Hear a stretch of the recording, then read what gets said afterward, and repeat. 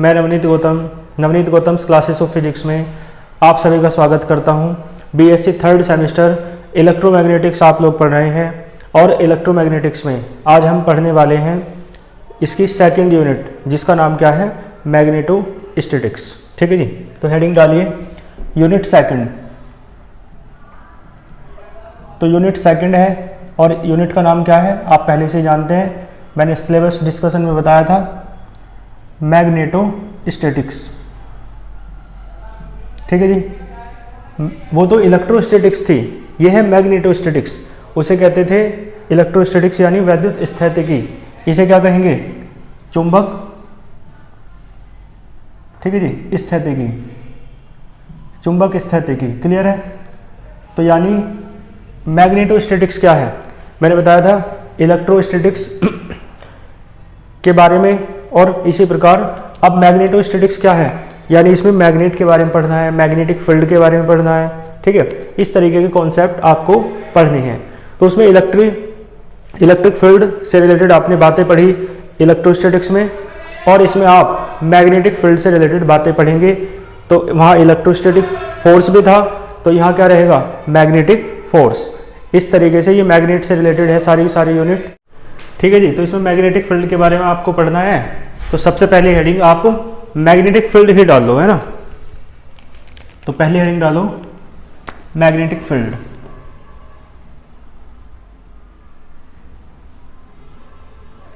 ठीक है जी, पहली हेडिंग क्या हुई, मैग्नेटिक फील्ड। आप जानते हैं क्या कहते हैं, चुंबकीय क्षेत्र। ठीक है जी, मैग्नेटिक फील्ड यानी कि चुंबकीय क्षेत्र। तो ये कैसा फील्ड है, देखो ये एक ऐसा रीजन है, ऐसा क्षेत्र है, ऐसा फील्ड है जिसमें कोई मैग्नेटिक सब्सटेंस आ जाए। देखो मैग्नेट रखी होती है ना, तो मैग्नेट के चारों ओर एक ऐसा रीजन होता है, एक ऐसा क्षेत्र होता है जिसमें कोई मैग्नेटिक सब्सटेंस आ जाए, चुंबकीय पदार्थ आ जाए, तो वो मैग्नेट उसे अट्रैक्ट कर लेती है, यानी उस पर क्या लगता है, चुंबकीय बल लगता है, मैग्नेटिक फोर्स लगता है। तो इसका मतलब है किसी मैग्नेट के चारों ओर का ऐसा रीजन जिसमें कोई दूसरा मैग्नेटिक सब्सटेंस आता है, जिसमें कोई मैग्नेटिक सब्सटेंस आए तो उस पर कौन सा फोर्स लगता है, मैग्नेटिक फोर्स। समझ गए? ठीक है जी, तो मैं लिख देता हूं, यानी द रीजन माने क्षेत्र, अराउंड एनी मैग्नेट, है ना, या अराउंड ए मैग्नेट। ठीक है जी, the region around a magnet, किसी चुंबक के चारों ओर का वह क्षेत्र जिसमें, इन विच, ठीक है, जिसमें पता है क्या होता है, जिसमें कोई मैग्नेटिक सब्सटेंस आए तो उस पर क्या लगता है, मैग्नेटिक फोर्स। तो in which any magnetic substance,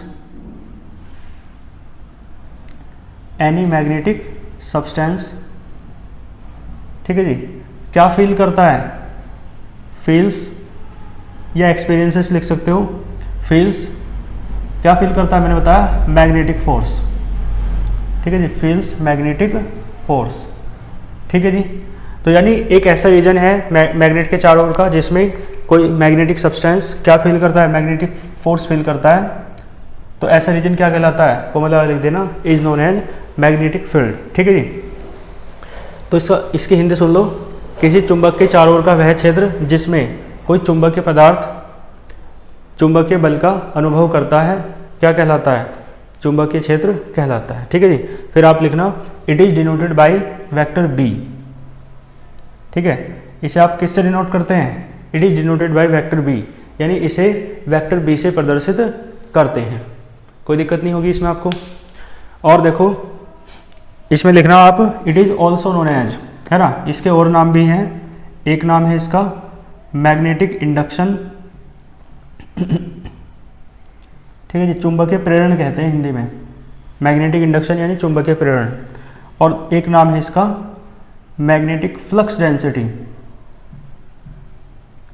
magnetic flux density. ठीक है जी, तो लिख देना, it is also known as magnetic induction और मैग्नेटिक फ्लक्स डेंसिटी, यानी क्या कहेंगे, इसे चुंबकीय प्रेरण तथा चुंबकीय फ्लक्स घनत्व भी कहते हैं, है ना, या इसे चुंबकीय प्रेरण या चुंबकीय फ्लक्स घनत्व भी कहते हैं। ठीक है जी, और इसकी यूनिट के बारे में बात कर दो, ठीक है। तो यूनिट बताओ क्या होगी। यूनिट इसकी 3 होती हैं, आपको याद होना चाहिए। एक तो होती है न्यूटन पर, 12th में भी थी ना ये सब चीज़ें, एम्पियर मीटर।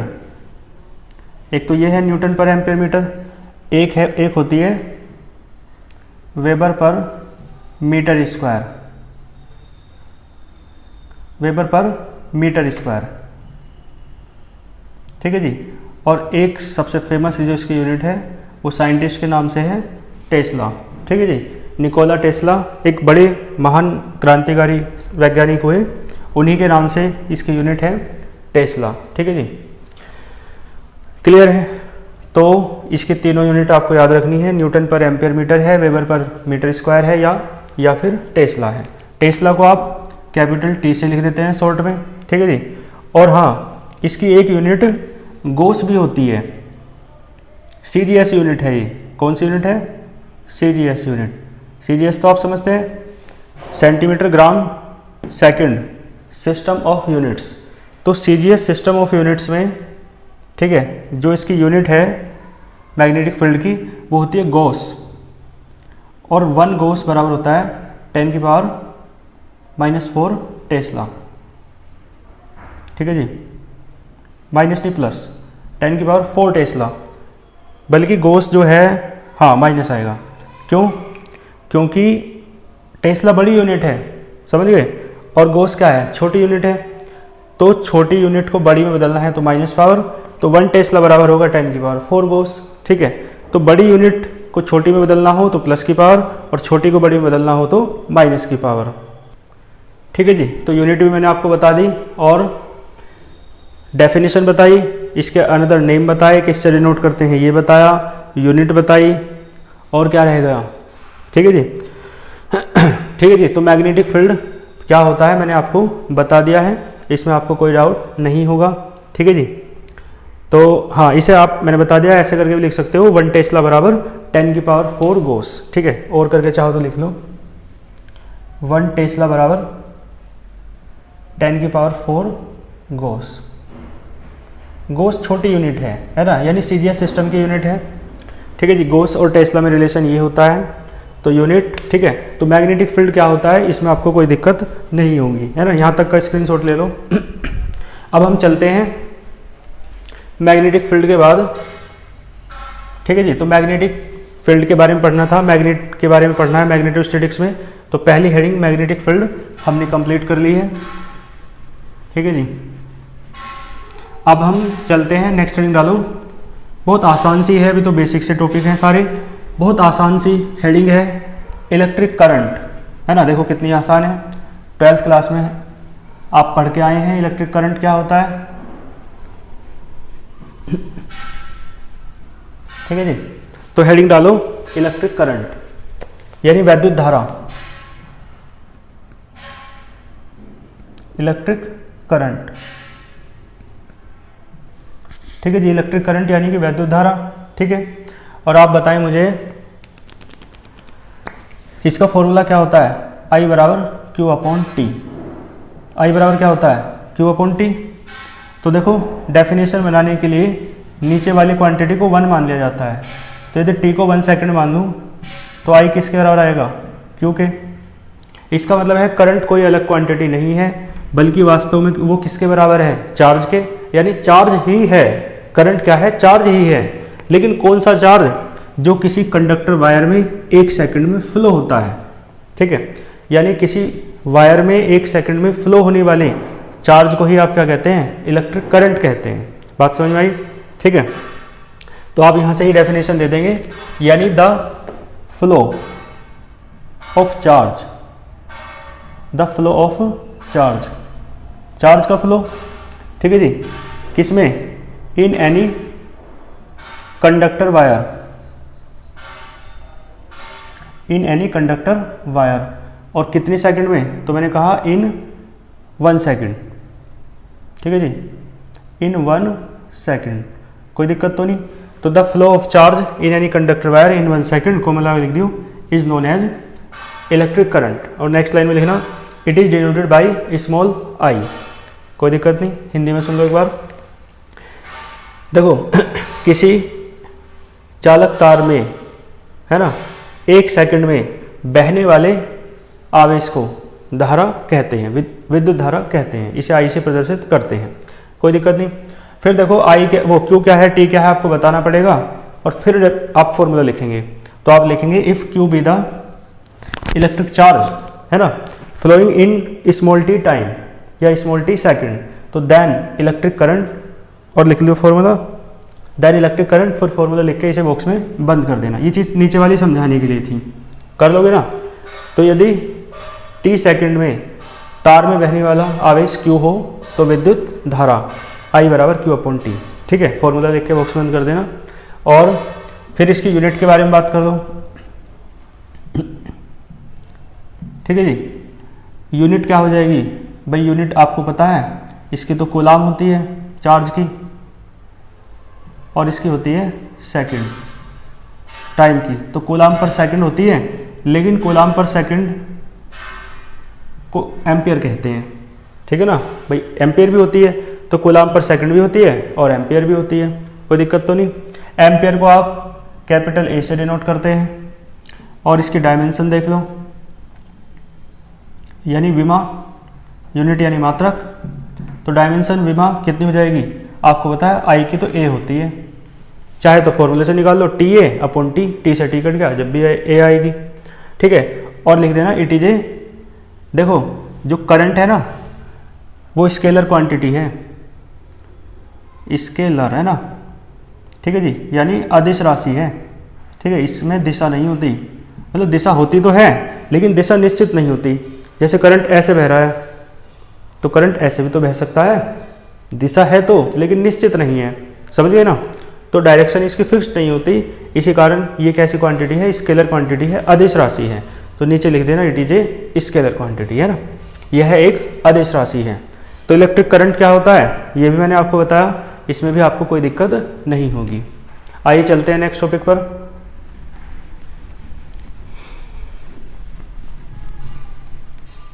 इलेक्ट्रिक करंट के बाद नेक्स्ट हेडिंग डालो करंट डेंसिटी। क्या हेडिंग है नेक्स्ट, करंट डेंसिटी। देखो करंट डेंसिटी यानी कि इसे हिंदी में कहते हैं धारा घनत्व। क्या कहते हैं, धारा घनत्व। तो ये तो आपने 12th में पढ़ा है, जे बराबर होता है आई अपॉन ए। जे बराबर क्या होता है, आई अपॉन ए। ए क्या है, ए है एरिया ऑफ क्रॉस सेक्शन यानी अनुप्रस्थ क्षेत्रफल, और आई क्या है, करंट है। तो इसका मतलब है नीचे वाली क्वांटिटी को 1 मानो, मीटर स्क्वायर क्षेत्रफल का मात्रक होता है एरिया का।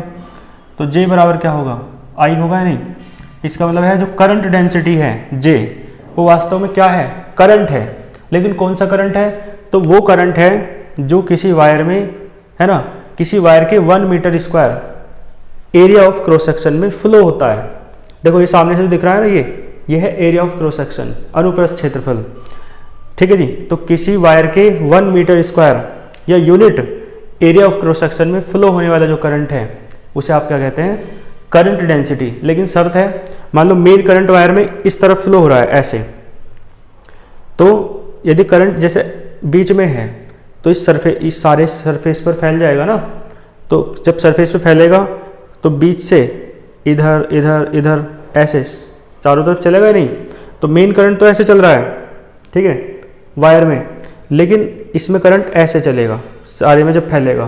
तो इसका मतलब है ये वाला जो करंट है ना आई, ये मेन करंट के परपेंडिकुलर वाला करंट है जो इसके क्रॉस सेक्शन पे चल रहा है ना, इसके अनुप्रस्थ क्षेत्रफल पर चल रहा है ऐसे।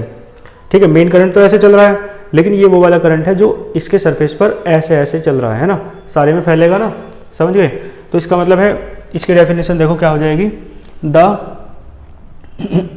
है तो इलेक्ट्रिक करंट ही, तो द इलेक्ट्रिक करंट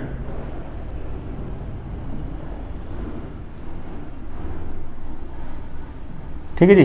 कौन सा इलेक्ट्रिक करंट है, फ्लोइंग, जो बह रहा है, फ्लोइंग इन यूनिट, नीचे वाली क्वांटिटी को तो 1 मानना पड़ेगा, in unit area of cross section.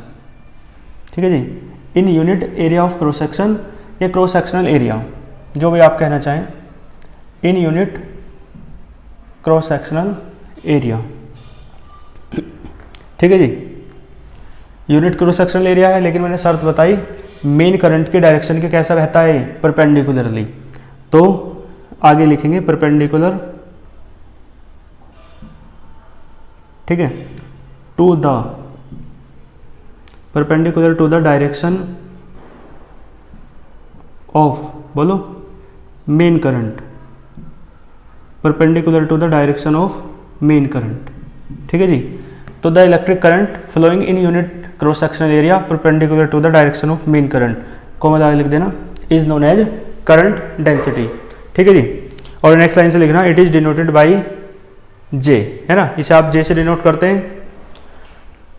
ठीक है जी, तो समझ गए ना। इसकी हिंदी सुन लो एक बार, देखो क्या कहेंगे हिंदी में, ऐसे कहेंगे किसी,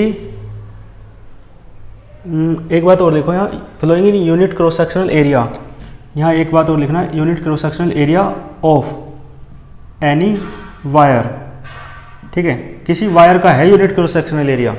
ठीक है ना, तो आप कहेंगे किसी तार के या किसी चालक तार के एकांक अनुप्रस्थ क्षेत्रफल में, है ना, मुख्य धारा की दिशा के लंबवत बहने वाले या बहने वाली धारा को, है ना, क्या कहते हैं, धारा घनत्व कहते हैं।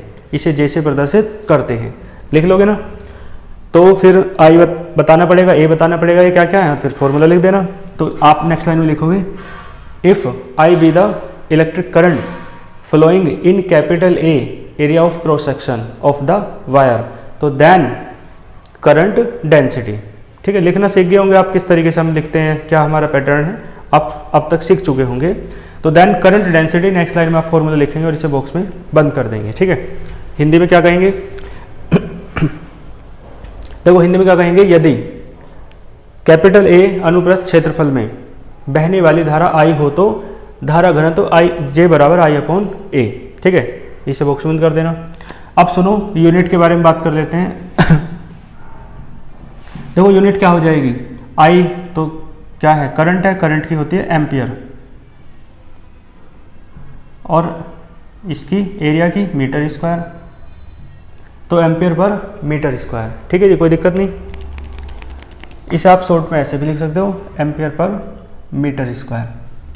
और देखो डायमेंशन विमा,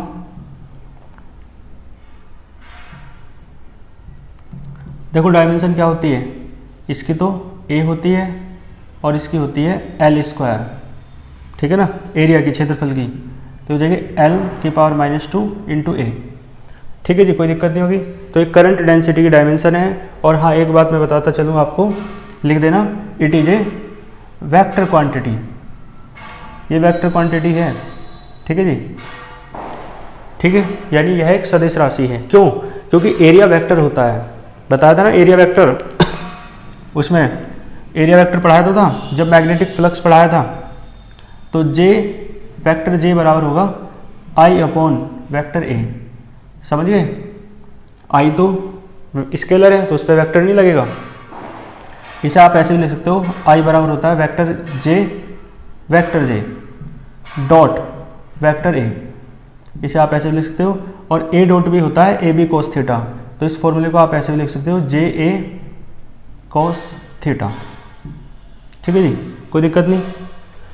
ठीक है जी, तो बात समझ में आई आपको। थीटा क्या है, वेक्टर जे और वेक्टर ए के बीच का एंगल है, तो वेयर करके लिख दो, वेयर थीटा बराबर angle between vector J and vector A. ठीक है, थीटा वेक्टर जे तथा वेक्टर ए के बीच का कोण है, कर लोगे। करंट डेंसिटी के बारे में मैंने आपको पढ़ा दिया है, इसका भी आप स्क्रीनशॉट ले लो, कोई इसमें भी दिक्कत आपको नहीं होगी। आइए इसके बाद चलते हैं नेक्स्ट टॉपिक पर।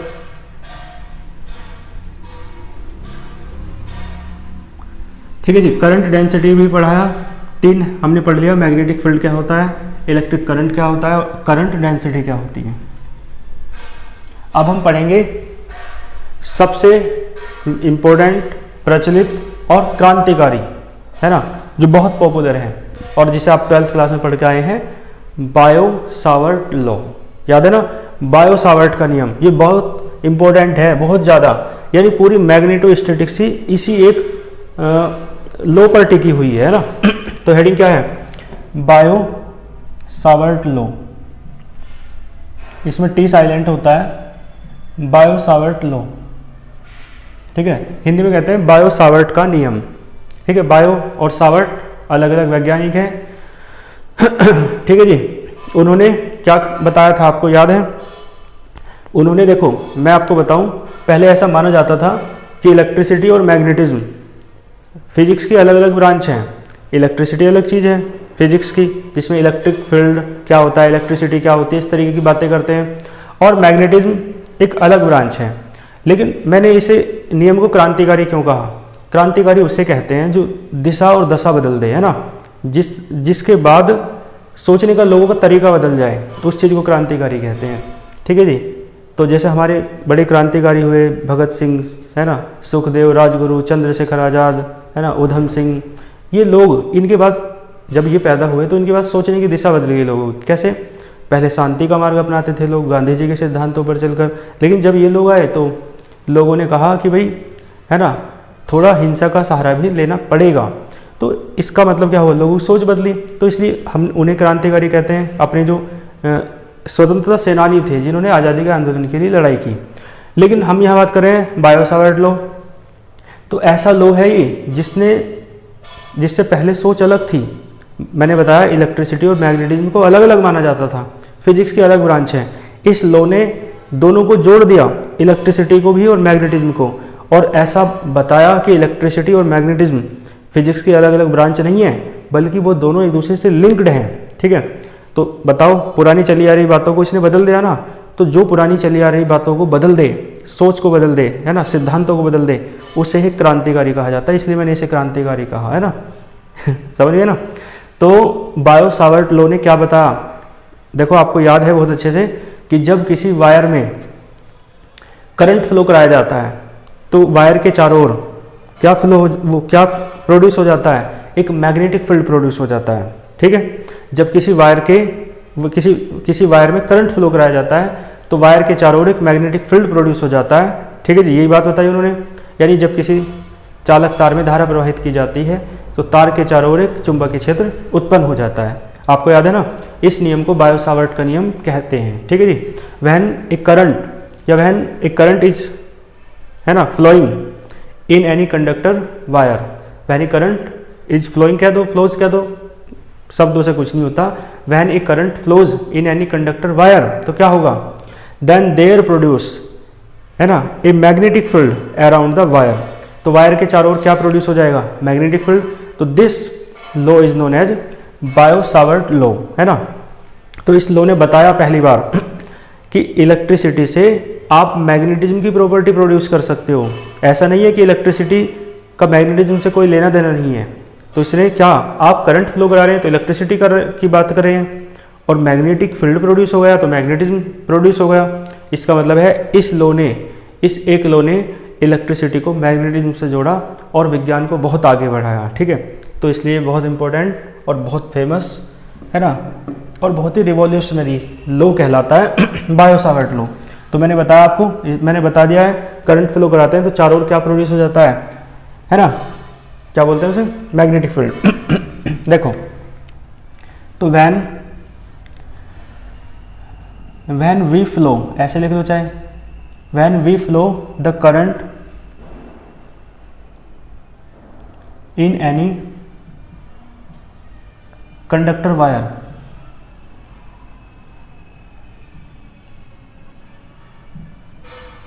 ठीक है जी। When we flow the current in any conductor wire, तो क्या प्रोड्यूस हो जाएगा, तो देन देयर, कोमा का मतलब देन होता है, व्हेन के साथ देन नहीं लगता, कोमा लगाते हैं उसे ही देन कहते हैं। तो देन देयर प्रोड्यूस, बोलो, देन देयर प्रोड्यूस हो जाता है क्या, ए मैग्नेटिक फील्ड, एक मैग्नेटिक फील्ड, है ना। Then there produce a magnetic field, और then there produce a magnetic field, ठीक है जी। और किसके चारों ओर, तो अराउंड ए वायर, ठीक है जी, किसी वायर के चारों ओर। तो मैंने कहा when we flow the current, यदि हम करंट फ्लो कराते हैं, ठीक है, किसी कंडक्टर वायर में, तो तो प्रोड्यूस हो जाता है एक magnetic field around a wire या अराउंड द वायर। ए लगाना ठीक नहीं रहेगा, ठीक है जी, अराउंड द वायर, कोई दिक्कत तो नहीं, ठीक है। ए का मतलब होता है, ए लगाते हैं यदि तो ए का मतलब है कोई वायर, कोई नहीं है, वही है जिसमें करंट फ्लो कराया, समझ गए। जिस वायर में करंट फ्लो कराओगे मैग्नेटिक फील्ड उसी वायर में प्रोड्यूस होगा, समझ गए। तो ऐसा नहीं है कि इस वायर में करंट फ्लो कराया और दूसरे वायर में मैग्नेटिक फील्ड प्रोड्यूस हो गया, इसलिए मैंने दा लगाया, समझ गए ना। तो दा का मतलब ये दा वायर, कौन सा वायर है, ये वही वायर है, ये वाला, इन एनी कंडक्टर वायर, यानी दोनों वायर एक ही हैं, समझ गए।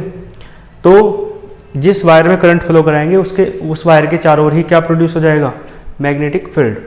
तो when we flow the current in any conductor wire, तो देयर प्रोड्यूस, है ना, then there produce a magnetic field around the wire. आप नीचे लिख देंगे this law is known as Biot Savart law. इस नियम को ही आप क्या कहते हैं, बायो-सावर्ट का नियम कहते हैं। हिंदी में सुन लो, जब हम किसी चालक तार में धारा प्रवाहित करते हैं तो तार के चारों ओर एक चुंबकीय क्षेत्र उत्पन्न हो जाता है। इस नियम को बायो-सावर्ट का नियम कहते हैं, ठीक है जी। अब इसका डायग्राम देख लो। मान लो कोई वायर है, ठीक है जी, कोई वायर है, ठीक है जी, और मान लो ये पॉइंट P है, ठीक है जी, कोई दिक्कत नहीं। और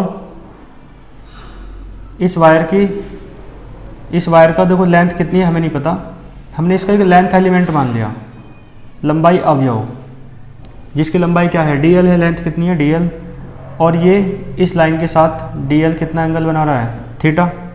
पॉइंट P की जो डिस्टेंस है वो r है, और इस वायर में जो करंट फ्लो हो रहा है वो मान लो कितना है, I, ठीक है जी, कोई दिक्कत नहीं इसमें आपको। तो बात समझ गए, कोई एक वायर था जिसका लेंथ एलिमेंट सूक्ष्म लंबाई अवयव माना dl। तो देखो, तो देन मैग्नेटिक फील्ड बताया बायो-सावर्ट लॉ ने, ये तो बताया कि मैग्नेटिक फील्ड प्रोड्यूस हो जाएगा, साथ में ये भी बताया कि कितना होगा, है ना। तो देन मैग्नेटिक फील्ड,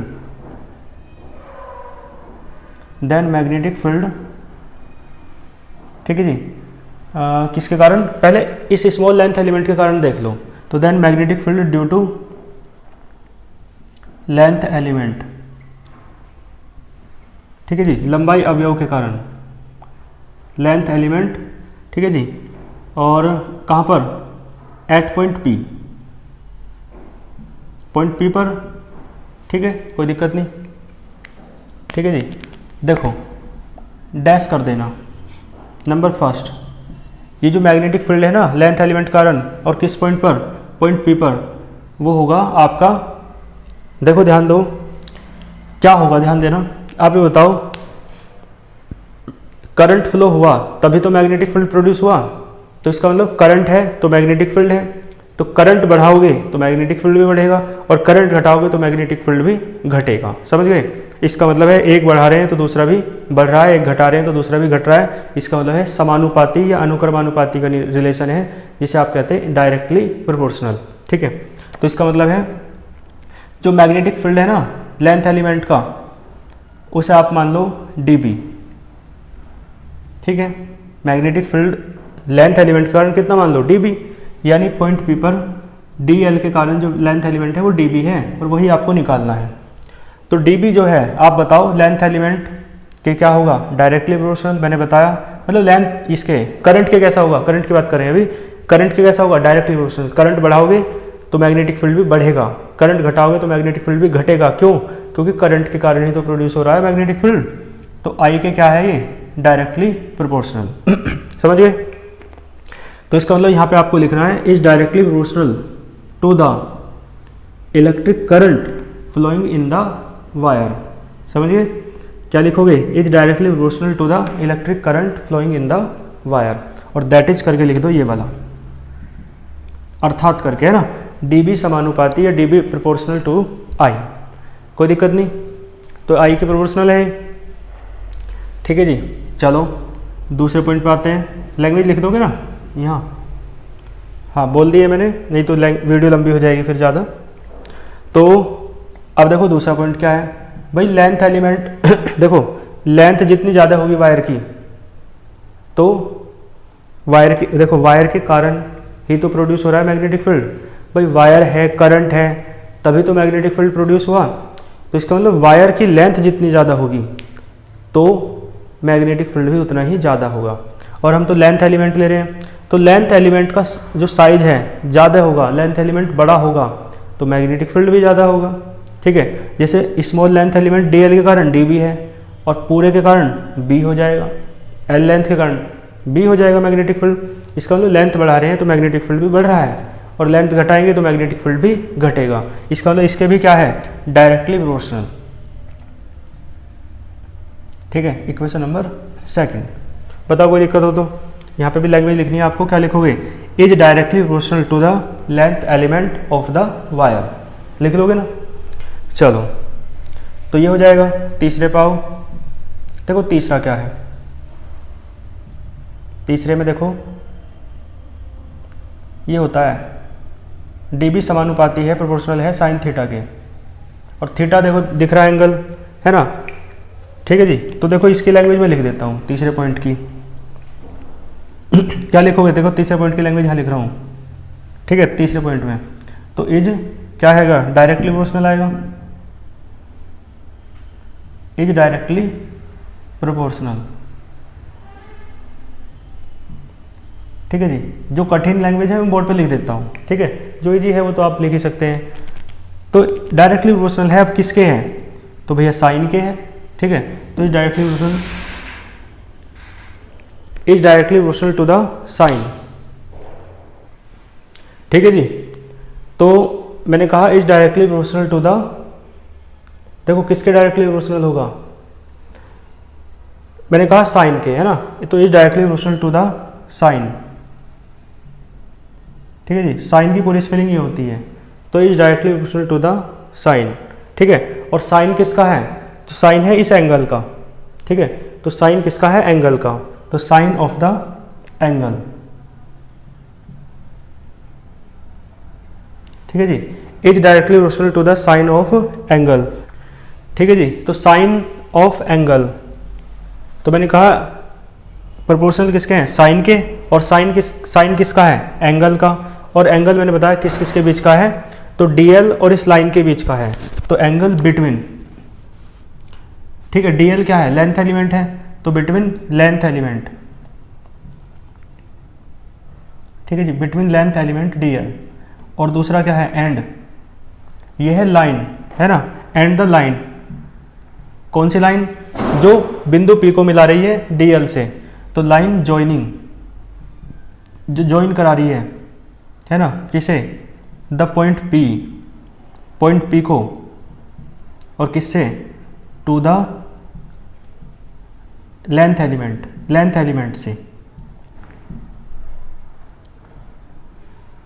क्लियर है, तो यानी ये जो डीबी है, मतलब मैग्नेटिक फील्ड है, ये सारा लेंथ एलिमेंट के कारण वो डायरेक्टली प्रोपोर्शनल है, अनुक्रमानुपाती है किसके, साइन के, और साइन किसका है, तो is directly proportional to the sine. Sine किसका है, एंगल का, और एंगल कौन सा है, तो एंगल है बिटवीन लेंथ एलिमेंट और उस लाइन के, तो angle between length element DL and line.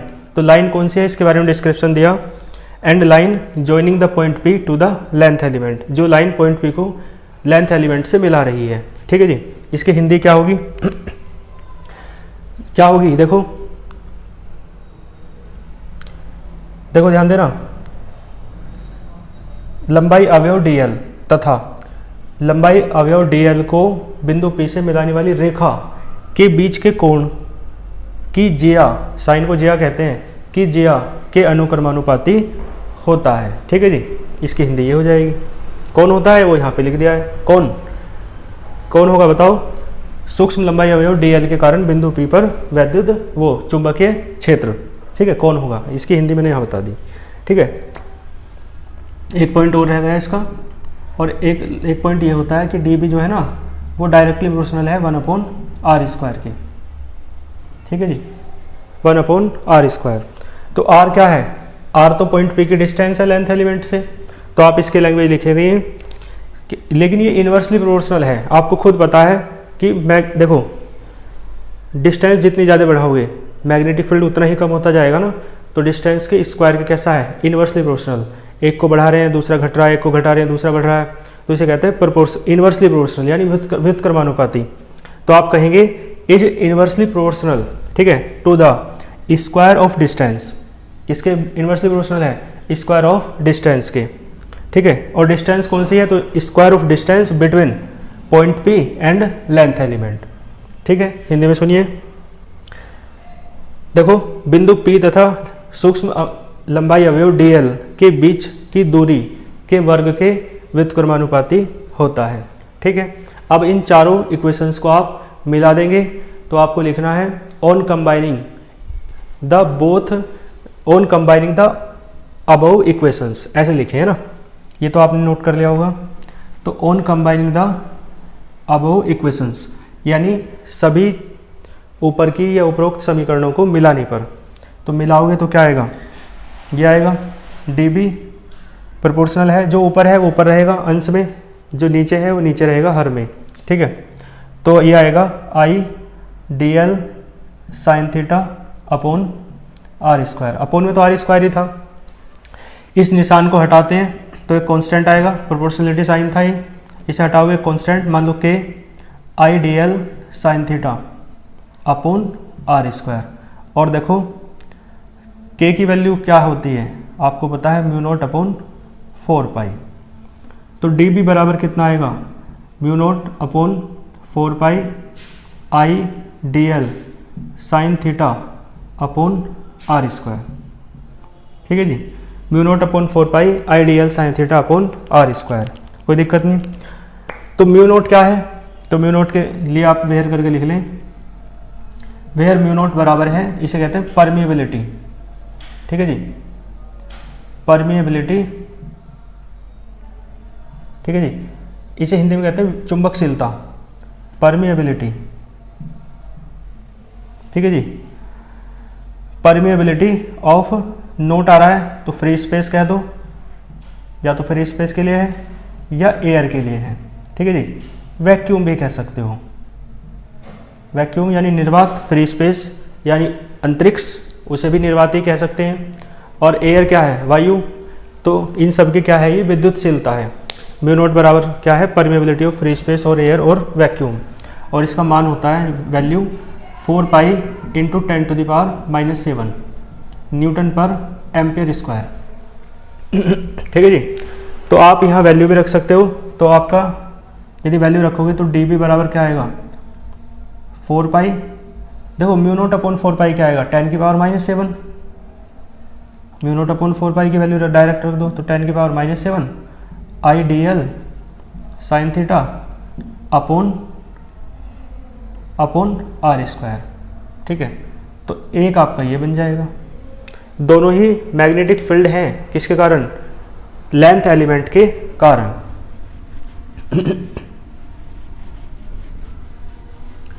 ठीक है जी। अब देखो इसकी वेक्टर फॉर्म लिख दो। कौन सी फॉर्म? वेक्टर फॉर्म, सदिश रूप कहेंगे इसे, ठीक है जी। तो देखो इसमें एक काम कर लो, dB बराबर ये होता है mu naught upon 4 pi I, R के ऊपर नीचे मल्टीप्लाई कर लो तो ऊपर R लिख दिया, R dl sine theta upon R cube हो जाएगा, ठीक है जी। बल्कि ऐसे लिखो, इसमें लिखने का क्रम भी है dl इंटू R, ऐसे, ठीक है। R से मल्टीप्लाई की तो इसका ये फ़ायदा हुआ, ऊपर नीचे मल्टीप्लाई की तो ये AB sine theta A cross B ना बन होता तो क्या हो जाएगा? ये हो जाएगा vector A cross vector B, यानी vector dl cross vector R, ठीक है जी, कोई दिक्कत नहीं। और अपोन में क्या आएगा? R क्यूब, यहाँ भी वेक्टर आएगा अब तो ये इसके क्या है? वेक्टर फॉर्म है, इसमें कोई दिक्कत आपको नहीं होगी, ठीक है जी। तो आपका बायो सावर्ट लॉ की वेक्टर फॉर्म भी करा दी और वैसे भी ये कंप्लीट हुआ, ठीक है। तो यहाँ तक आप बहुत अच्छे से तैयार कर लेना। आज के लेक्चर में इतना ही रखते हैं, ठीक है। टेलीग्राम चैनल पर आपको नोट्स मिलते हैं, पहली यूनिट पूरी कंप्लीट हो चुकी है तो उसके कंप्लीट नोट्स भी पूरी यूनिट के एक साथ मैं टेलीग्राम पर चैनल पर आज ही डाल दूंगा।